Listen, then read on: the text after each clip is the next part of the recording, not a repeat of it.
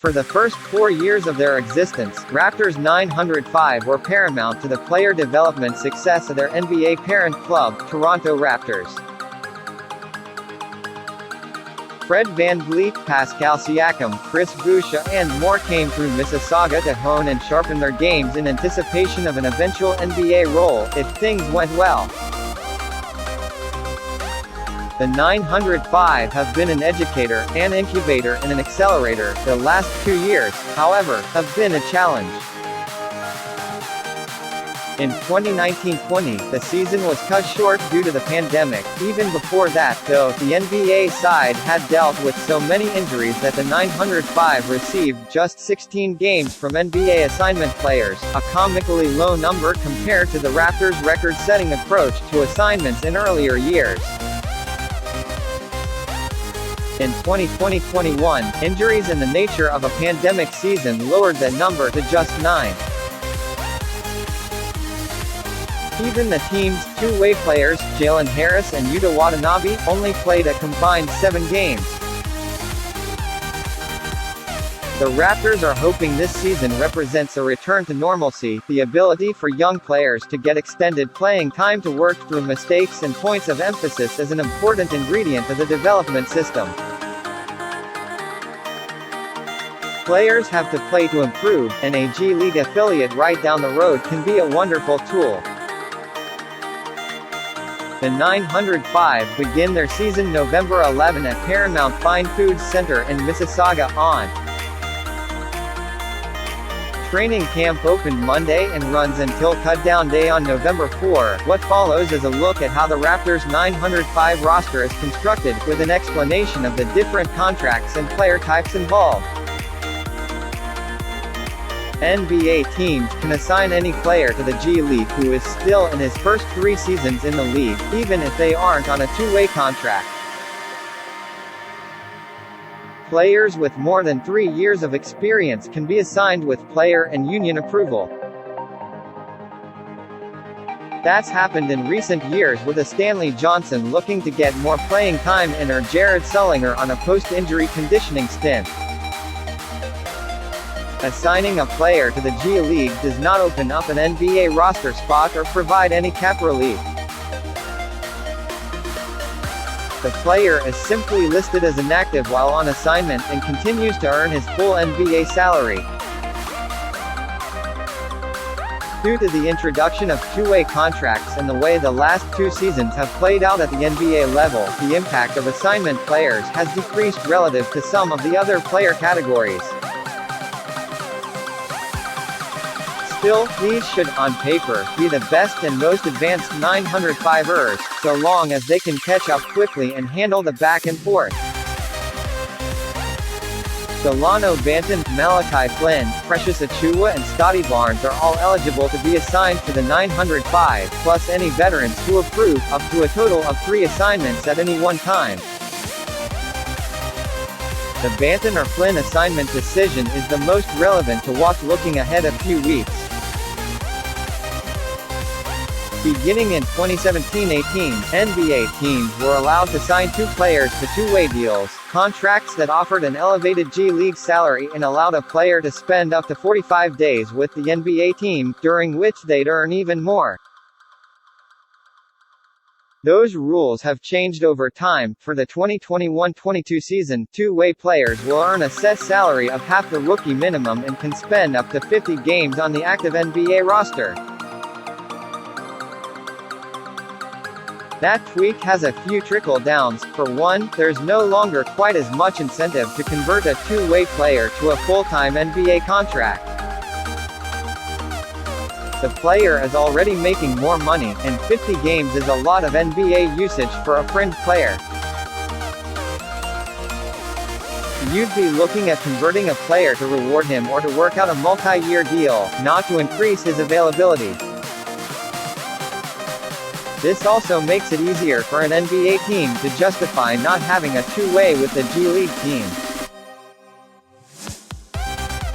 Whereas someone like Jordan Lloyd was close to a full-time G Leaguer on a two-way deal, Yuta Watanabe never even practiced with the 905 last season. Where the Raptors lean on that spectrum this year will come down to the health of their NBA roster.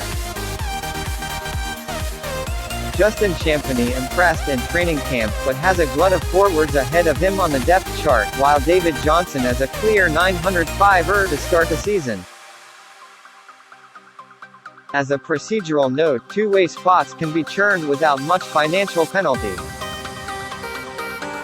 Two-way players are not eligible for call-ups from another NBA team even while in the G League. NBA teams can tag up to 4 players who were cut in training camp as affiliate players. This serves the dual purpose of stocking the G League team with talent outside of the draft model and keeping the program stocked with players the NBA team wants to help develop and track for future consideration. For reference, this can only happen with players whose G League rights are unknown. For example, Freddie Gillespie technically would have been eligible here, but Memphis holds his G League rights, and the 905 would have had to trade for those rights. Yes, even though he was an NBA Raptor, NBA rights supersede G League rights, but once a player is waived from the NBA, he defaults to G League rights. The Raptors worked the roster churn pretty heavily at the end of camp to make sure they had a good group of affiliate players. Technically, the rule only stipulates a player have participated in a team activity at some point in camp, so the Raptors signed players, had them practice once, then waived them for 905 purposes. I have taken to calling these Exhibit 0 players, as they are technically on Exhibit 10 contracts but play 0 minutes. The Raptors only had one player in camp eligible for affiliate player status, Reggie Perry. In addition to Perry, they signed and waived Alex Antetokounmpo, Josh Hall and Ashton Hagans. Antetokounmpo was on the fringes of the draft radar this past summer after a season with UCAM Murcia's second team in Spain. He played sparingly with Sacramento in Summer League, making him a fairly intriguing unknown to start the year. Hall, meanwhile, spent last season on a two-way deal with the Thunder. He played a single G League game and saw inconsistent minutes at the back of a terrible Oklahoma City rotation, capped by a 25-10 in the team's season finale. Hagans was on a two-way with Minnesota before being waived for violating the G League bubble protocols. He then spent Summer League with the Raptors but didn't play due to an ankle injury. The team also signed and waived Brian Tyree. While you are limited to 4 affiliate players, they already held returning player rights on Tyree, so they were able to use this tool to get him the Exhibit 10 bonus to supplement his G League salary. Although affiliate players have stronger ties to the NBA team and earn a $50,000 bonus if they stay in the system long enough, they remain free to sign with another NBA team if a call-up or two-way contract presents itself. The week or two leading up to the start of G League training camp can be quite amusing on the transaction wire. Because draft picks aren't particularly valuable in the last 2 or 3 spots on a given roster, experience-heavy churn, the rights to returning players fly around. If you find a player you're interested in who doesn't want to be back in the same G League program, or whose team is shopping him, you can sometimes get a solid piece for a low-value draft pick or the rights to a player you don't intend to bring back. For example, the 905 acquired Paul Watson Jr. to offer the number 4 pick in 2019. Watson eventually played his way onto the NBA team, while the No. 4 pick has become a solid, if unspectacular, G League rotation player Tyler Hall. The 905 are hoping to strike gold in a similar way with a pair of trade additions to the roster.